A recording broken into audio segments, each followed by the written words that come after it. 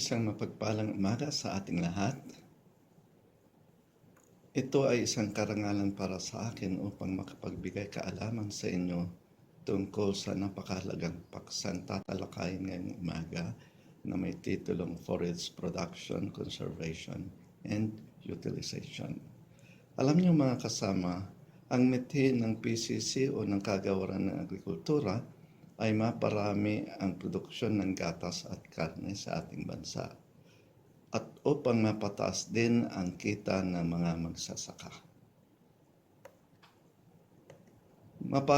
Mapapagtagumpayan lamang ito kung maalagaan ng gusto at sapat na saganang sustansya ang ipapakain sa ating mga hayop, lalo na ang mga alagang kalabaw. Sa katunayan, ang supply ng damo o pagkain ng kalabaw ay kulang, lalong-lalo na sa panahon ng tag-araw. Upang mapakain ng husto ang mga kalabaw, ang mga magsasaka ay umaasa lamang sa mga tira-tirang pinag-anihan sa bukid gaya ng dayami, bagaso ng mais at iba pa.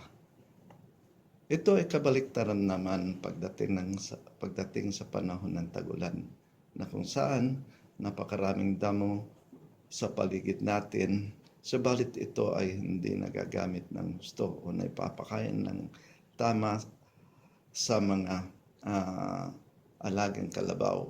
At mga ito ay gumugulang lamang o kaya sinusunog pagdating ng tag-araw.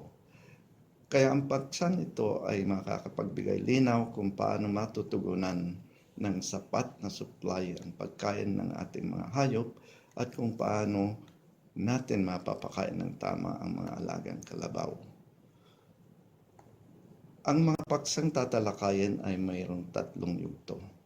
Ang una, ang tamang pagtatanim at pangangalaga ng damong Napier o kaya legumbre. Ang pangalawa po ay ang paggawa ng burong damo at urea-treated rice straw. Ang pangatlong yugto ng talakayan ay ang wastong pagpapakain ng mga alagang kalabaw.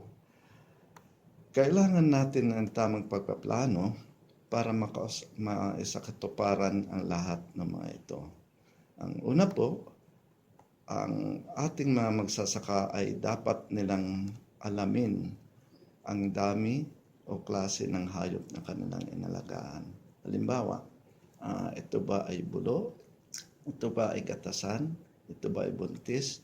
O kaya ito mga hayop na to ay dumalaga o bulugan? Ang pangalawa po, alamin ang mga damo o legumbre na makikita sa ating paligid.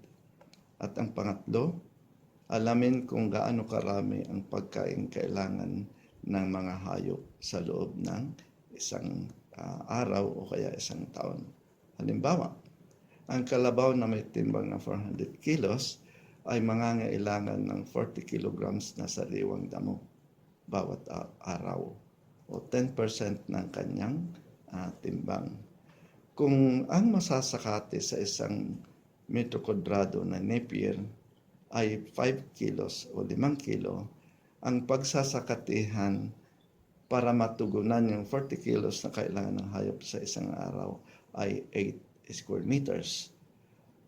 Sa makatuwid, sa loob ng 50 days, kung ang cutting frequency natin ay 50 days interval, so mangangailangan ng 400 square meters ang isang kalabaw para pagsakatihan ng kanyang pangangailangan sa loob ng 50 araw. Ang susunod po ay kailangan ding alamin kung sapat o kulang ang supply ng pagkain ng ating mga hayop. Tayo ba ay kailangan magtanim o kaya bibili na lamang? Siyempre kung may pambili, baka practical yung bibili na lamang. Kung hindi man, kailangan natin magtanim upang matugunan ang pangailangang pagkain ng ating mga hayop. So, alamin muna natin ang mga pangkaraniwang klase ng damo at legumbre sa ating paligid na kinakain ng ating mga kalabaw. Ang damo po ay kahalintulad po ng kanin at ang legumbre dahil mataas po ang protina nito, ito ay pinakaulam ng ating mga hayop. So dito sa atin, sa ating mga paligid lamang, ang mga pangkaraniwang damo na makikita ay paragrass. Ang pangalawa po ay yung guinea grass na tumutubo lang dyan sa gilid-gilid. Yung pangatlo po na karaniwang tumutubo sa mga natural grasslands na tinatawag ay yung kugon at talahib. Ang kugon po ay pwedeng pakain kung ito ay less than 30 days ang edad. Subalit kung ito ay lumampas na sa isang buwan ang edad nito, gamitin na lamang natin na pang-atip sa kulungan ng ating mga kalabaw. Ganon din ho ang talahib. Kaya itong dalawang pagkain na to o dalawang daman na to ay hindi namin nire-recommenda na ipakain natin sa ating mga kalabaw kasi mababaho ang sustansya nito. So, meron din tayong mga ligumbre na andyan sa ating mga paligid. Halimbawa lang, ang malunggay. Ang malunggay ay makikita kung saan-saan at ito ay napakataas ang protina nito. Ito ay nagtataglay ng mga 27% o 28% ang protina at ito rin ay mataas ang calcium at saka iron content nito. Ang ipil-ipil ay napakarami. Andyan lang sa mga paligid natin na tumutubo at hindi natin pinapansin ito. Subalit kung ito ay gagamitin ay mataas din ang protina nito, maabot ng 22%. Ang kakawate ay andyan lang din, napakarami sa ating mga gilid-gilid. Ang katuray, pwede rin siyang ulam ng mga alagang kalabaw. Napakarami nating tinatawag na feed resources na pwedeng gamitin, lalo-lalo na yung mga tirang pinag-anihan sa bukid o kaya meron din yung mga tinatawag nilang industrial byproducts kaya yung spent grain, yung pineapple pulps, yung banana peelings na kung saan ito ay nakakapagbigay ng magandang sustansya sa ating mga alagang kalabaw. Sa kabilang dako naman, meron tayong mga damo o legumbre na imported. At itong mga damo at legumbre na to ay pwede na nating itanim dito sa ating mga bakuran o sa ating mga forage garden. Halimbawa lang, yung napier o yung tinatawag nilang super napier, ang pak chong. So, ang taas ho ng yield nito. At ito ay adapted na sa ating soil, sa ating lupa. Meron din silang tinatawag na mumbasa o mulato na kung saan ang mga ito ay madaling buhayin at nakakapagbigay ng magandang sustansya sa ating mga kalabaw. Ang mga legumbre na kailangan na sikat na pwedeng itanim na rin sa ating mga bakuran o sa forest garden ay yung tinatawag na indigofera o yung pintoy o mani-manihan. Meron din tayong tinatawag na rinsoni at stylo. So, itong mga legumbre na to ay magandang ulam ng ating mga kalabaw. So, pagka natin malaman yung mga klase ng damo at legumbre, pupunta na tayo doon sa pagtatanim ng ating damo. So, ang tawag dito, yung wastong pagtatanim ng napier na gusto nating paramihin o itanim sa ating bakuran. So, una, alamin natin kung gaano kaluwang ang ating tatamnan. Siyempre, babase natin ito sa pangangailangan ng ating mga hayop o bilang ng ating mga hayop. Sa paghahanda ng tatamnan o yung lupa, kailangan araruhin ng isang beses yung lupang tatamnan. At ito ay kailangan durugin ng 2 beses o yung harrowing na tinatawag para mapulbos yung mga lupa at madali itong tamnan. So, pag naararo na yung tatamnan at napulbos na yung lupa, mag-i-establish na tayo ng tudling o magtutudling na tayo. Usually, ang distance between furrows na tinatawag ay 70 to 75 centimeters para na rin tayo nagtatanim ng mais. So, ganun po.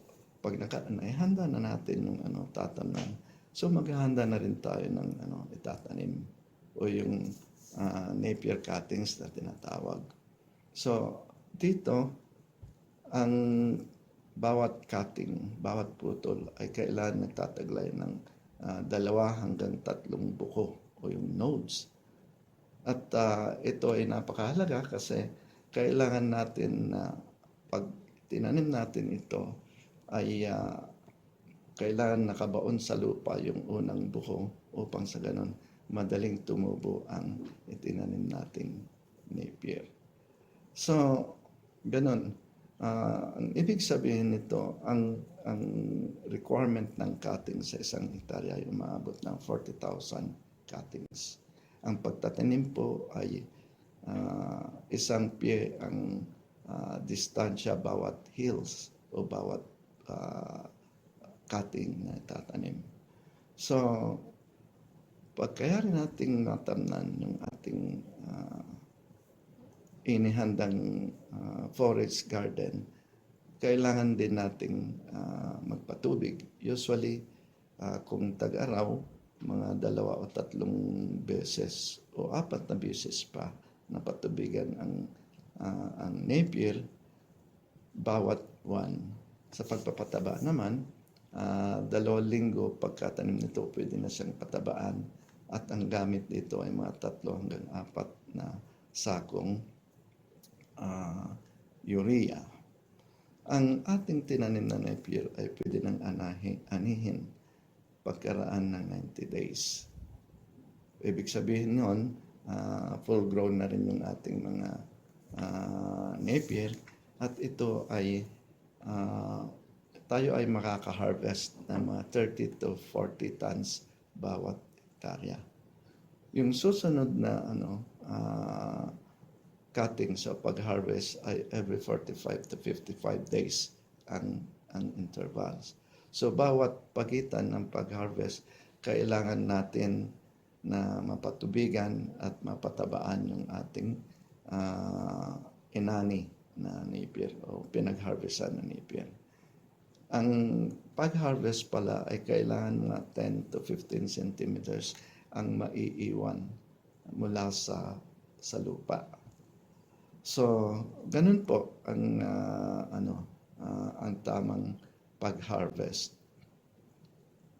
Kailangan din ng Napier, yung Napier plantation na bigyan ng yung tinatawag nilang off-bearing o kailangan nating bungkalin yung pagitan ng mga tudling, mga furrows. At ito ay ginagawa sa pamamagitan ng traktora at ginagawa ito 2 times a year. Ang purpose nito ay upang ma-disturb yung root system at maraming lilitaw na mga suwi. Ibig sabihin nun, pag tayo nakapag-harvest, pwede na nating ipakain yung harvest na Napier sa ating mga kalabaw.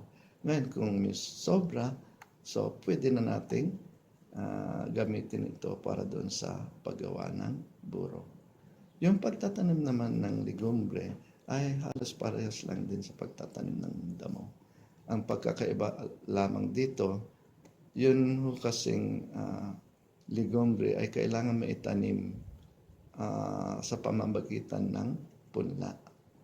Ang distansya nito ay 1 metro kwadrado bawat plant. Upang sa ganon, makakalaki ng husto yung ating mga legumbreng itananim. So, 4 hanggang 5 buwan pagkaring itanim itong legumbre ay pwede na ring anihin at ipakain sa mga hayop. So, yun lang po. Ang susunod nating paksa ay yung pagbuburo. Ibig sabihin nito, pagdating kasi ng tag-ulan, napakaraming damo nandyan sa paligid. O, kung mayroon tayong mga excess na Napier doon sa ating taniman, pwede itong buruhin. Ano ba yung buro? Ano ba yung silage na tinatawag? Ang silage o buro ay damong inimbak sa isang lalagyan na hindi napapasok ng hangin o tubig. Ang damo ay nagtataglay ng 65 to 70% na moisture o tubig. Na ibig sabihin nito, sariwa yung damo na sinakate at ito ay inimbak sa sisidlan sa loob ng 3 linggo na hindi napapasok ng hangin. Ibig sabihin nito, airtight or under anaerobic condition. Ang teknolohiyang ito ay hindi bago, kundi nasa Bible na ito noon pang unang mga panahon. Ayon sa ating lumang tipan, may nakasaad po doon sa Isaiah verse 30, paragraph 24, na ang nakasaad doon ay ganito: ang mga asnong nag-aararo ay kakain ng inas ng kumpay. Kumpay pala ang tawag sa silage, na ihinagis sa kanila sa pamamagitan ng pala at kalaykay. So, insiling ang tawag sa proseso ng pagbuburo. Ang lalagyan nito ay silo. At ang produkto, ang tawag dito ay silage o buro. Alam nyo, lahat ng kinakain ng kalabaw ay pwedeng buruhin. Subalit ang pinakamagandang insiling materials na sinasabi nila ay ang mais o sorghum. Pwede naman kasi buruhin natin yung mga damo. Subalit, pagka mais o sorghum ang ating buburuhin, kompleto na ang pagkain ng ating mga kalabaw. Bakit po? Kasi ang mais, pag tayo nagburo, pati yung bunga ng mais o buto ng sorghum ay kasama na doon na buburuhin. Yung bunga o yung buto ay yun ang pinakaulam ng kalabaw. At yung dahon o kaya puno, yun ang kanin ng kalabaw. Kaya sabi natin dito ay kompleto na pagkain ng ating mga hayop. Bakit kailangan natin gumawa ng buro? Ang ibig sabihin nito ay upang mapaghandaan natin ang panahon na kung saan may kulang o may kakulangan na damo sa bukid, at upang maimbak ang mga sobrang damo lalo na kung tag-ulan. So, may ipoprogram na natin ang kailangan na supply ng ating mga kalabaw upang sa ganon hindi nakakaroon ng tinatawag na feed or forage scarcity. Ano-ano ang mga kailangan sa paggawa ng buro? So, meron tayong 5 kailangan. Una, siyempre yung damo na buburuhin o mais na buburuhin. Kailangan natin yung pangtadtad o chopper. Kailangan din ho natin ang lalagyan o yung silo. Kailangan natin ang pagdagan o yung vacuum sealer o vacuum cleaner kung ang gagamitin natin ay plastic bags. Siyempre, para makagawa tayo ng buro, kailangan natin yung silage steam. So, hindi kasi kaya ng isa lamang ang gagawa. Also pa rin yung damayan o batarisan sa atin. Kaya, madali lang ho tayong gumawa ng silage steam. So, ano-ano yung mga pamamaraan sa pagbuburo? So, una, sasakatihin natin o i-harvest natin yung buburuhin damo o mais sa tamang edad. Kung mais yung ating buburuhin, 75 to 80% days ang dapat na edad ng mais natin buburuhin. Kung damo naman, 45 to 55 days ang edad ng damo. So, i-chop natin, tadtarin ang mais o damo, mga kalahati o 1 pulgada ang haba. So, lahat ng mga natatad natin na damo o mais, isilid ng mabilis ito sa sisidlan. At kailangan mapuno ng mabilis ang silo at siksikin ito para maalis yung hangin. Kung plastic bag ang ating gagamitin, mainam na i-vacuum ang plastic para mahigop ang hangin sa loob ng silo. So, pag nagawa na natin yun, silyaduhan natin yung silo gamit ang tape o gamit ang goma o laste. Upang sa ganon, hindi ito mapasok ng hangin. So, pag naisil na natin yun, hayaan natin na nakasalansan ang mga buro o yung mga plastic bags o drums sa lilim. At hayaan natin ito ng 3 weeks o 3 linggo bago ito ipakain sa ating mga hayop. Ngayon, doon naman sa pagpapakain, siguraduhin natin na kung binuksan natin yung buro, dapat tuloy-tuloy ang pagpapakain ng buro hanggang ito ay maubos. Huwag nating hayaan palaktaw-laktaw yung pagpapakain kasi pag na-expose yung buro sa hangin, magkakaroon po ng secondary fermentation at mabubuhay na naman yung amag.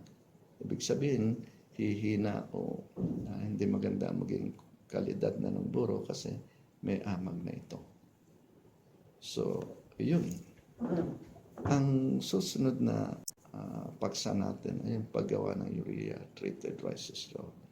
Alam ninyo mga kasama, ang bansa natin ay mayroong mga 4.8 million na palayan. At kung susumahin natin, ito ay nagbibigay o nakakapag-produce ng 26.4 million tons na dayami bawat taon. At ito ang nakakalungkot. 16% lamang nito ang ginagamit na pagkain ng hayop o kaya ito ay ginagamit na patubuan ng kabote. Karamihan ng mga dayaming napoproduce sa ating mga palayan ay sinusunog dahil ito ay problema ng magsasaka sa susunod na pagtatanim. At alam nyo, pag sinunog ito ay nagdudulot ng global warming. Kaya nakakalungkot kung laging ganito ang practice natin ay malaking problema ito sa ating environment. Kaya ang gawin na lang natin,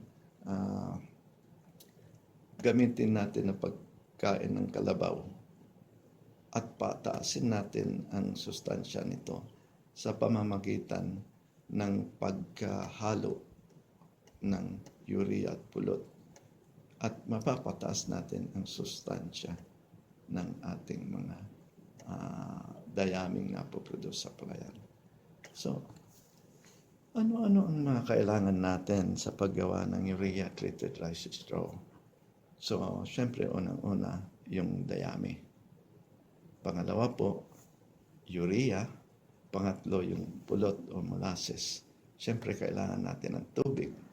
At kailangan din natin yung lalagyan o silo. So, ano-ano yung mga paraan? Paano natin ginagawa ang urea treated rice straw? Una po, magtimbang tayo ng 2 kilong urea at lusawin natin ito sa 93 kilos na tubig. Pag lusaw na yung urea, haluan natin lang 5 kilong pulot. Haluin ito upang sa ganon magkaroon ng uniform mixture at meron na ho tayong urea molasses solution. So, pwede natin idilig o spray ang urea molasses solution sa 200 kilos na dayami. Kasi 100 litro o 100 kilo yung nagawa nating urea molasses solution. So, pwede itong idilig o spread sa 200 kilograms na dayami. Pwede rin tayong gumamit ng yung kalahating empty drum na kung saan ilagay natin yung solution doon at ilubog natin ang dayami doon sa may solution na yon para pantay-pantay ang pagkabasa nito at pag inahon natin ito, patiktikan ng konti at isilid sa lalagyan. So, ulit-ulitin natin yung proseso na yon hanggang yung silo natin, yung lalagyan ay puno. Pag puno na yon, siyempre kailangan may kasamang pagsisiksik. At pag napuno na siya, isil na natin uli yon. No? Isil uli yung plastic, isil uli yung drum, then hayaan natin na andyan sa lilim ng 3 linggo. Pagkaraan ho ng 3 linggo, pwede na po na ipakain yung urea treated rice straw sa ating mga kalabaw. Alam niyo po, ang tawag nga namin dito ay pansit Pansit ng kalabaw. Kasi kung tayo kumakain ng pansit, anong hinahanap natin? Toyo, pansit. So, ang pinakatoyo ng urea treated rice straw ay yung molasses. Kasi kakulay ng toyo. Yung kalamansi naman, yung urea ang katumbas niyan. Na kung saan, pag hinalo natin doon sa pansit, di ba, masarap yun. So, masasarapan din ng ating mga kalabaw. So, meron lang tayong kunting babala na kung saan, kung wala pa yung, wala pang 6 na buwan ang edad yung ating mga kalabaw, ay hindi pwedeng pakainan ng urea treated rice straw. Ganon din yung mga buntis na nasa huling 3 buwan bago manganak. Hindi na natin pwedeng ipakain ng urea treated rice straw sa mga hayop na to. Ano-ano mga benepisyo na makukuha natin sa pagpapakain ng UTRS? Una, tumataas po ang protina nito. Usually, yun pong purong dayami ay may taglay lang na 4.7 na protina. Kung ito ay diniligan na ng urea at molasses, yung dayami tumataas yung kanyang protina ng 7%. Dumadami rin ang nakakain ng mga kalabaw pag tinrate natin yung dayami ng urea at molasses. Tumataas ng 12% yung kanilang nakakain. At tumataas din yung mabilis din malusaw. From 47 to 55% yung tinatawag na digestibility ng urea treated rice straw. Pag ipinakain yung UTRS sa lumalaking kalabaw, ito ay nakakapagbigay ng 420 grams na dagdag timbang bawat araw, kumpara doon sa 250 grams lamang kung purong dayami ang ipapakain. Dumadami rin ang gatas pag ito ay pinakain sa gatasang kalabaw. Mga 18% ang idadagdag na dami ng gatas bawat araw. Kung susumahin natin,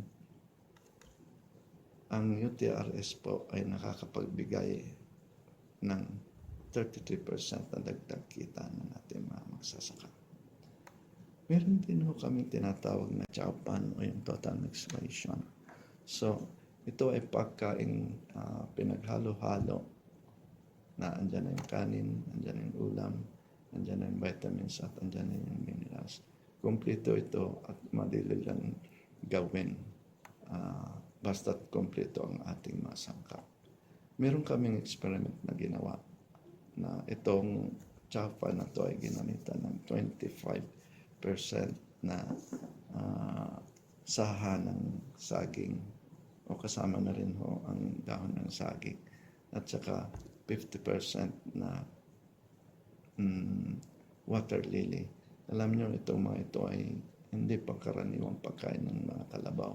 Subalit kung ito ay ginagamit ng tama, ito ay pwede nating i-maximize, i-utilize na pagkain ng ating mga kalabaw.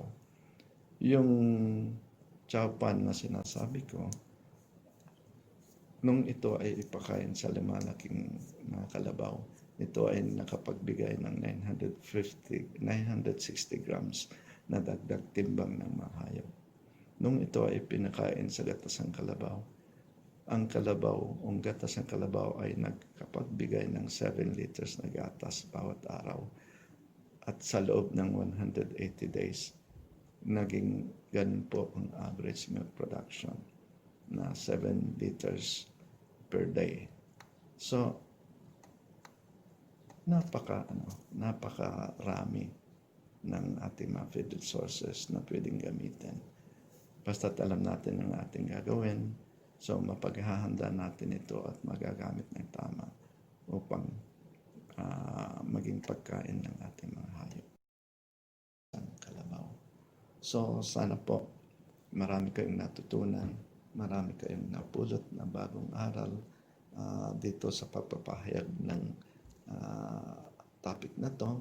At kung meron man po kayong katanungan ay pwede ho namin sagutin.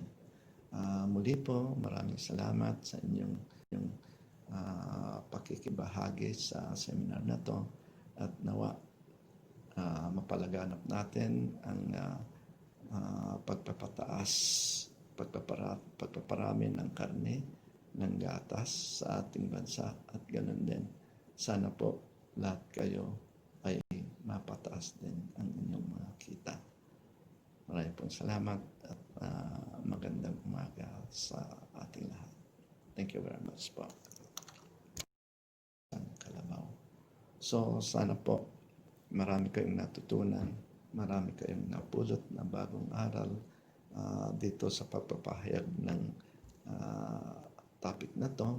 At kung meron man po kayong katanungan ay pwede ho namin sagutin. Muli po, maraming salamat sa inyong pakikibahagi sa seminar na to at nawa mapalaganap natin ang pagpapataas, pagpaparami ng karne, ng gatas sa ating bansa at ganun din. Sana po lahat kayo ay mapataas din ang inyong mga kita. Maraming pong salamat at magandang umaga sa ating lahat. Thank you very much po.